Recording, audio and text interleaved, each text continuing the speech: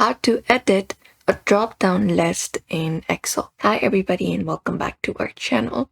In today's video, we will be providing you with a tutorial for that you can follow up to edit it out. So let's just dive right into the video. For example, let's say this is the drop-down here. When we click on this icon right here, we will be finding a drop-down.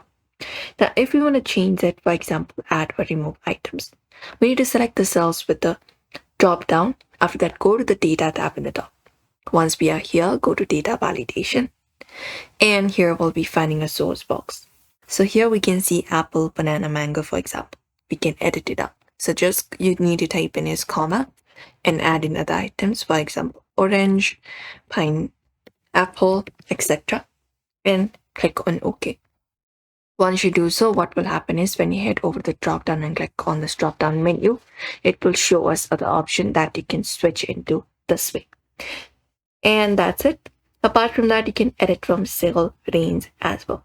So if your drop down comes in these two ranges, for example, what you can do is you can go ahead and look out for data validation, and then again look out for source section, and you can add different values.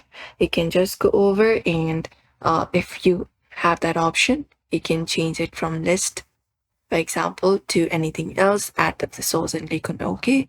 Also click on this option, and if we have an option to add list or edit values here, such as add new option, you can click on that option, and you can even update the range. You can change the source as well and follow it up. If dropdown uses a name range, you can go to the formulas option in the top and go to the option for name manager here. Look out for name manager. So go ahead and look out for name manager option in the top, and there you can edit the range here in order to include new items. Select up a drop down, look out for name manager, and there you can just go over and edit, click on edit and add up the new values to enter up new items there. And that's it. This is how you should be able to do it. It's pretty easy if you want to edit or make changes to your drop down menu. So we hope this video was helpful. Give this video a like and subscribe for more.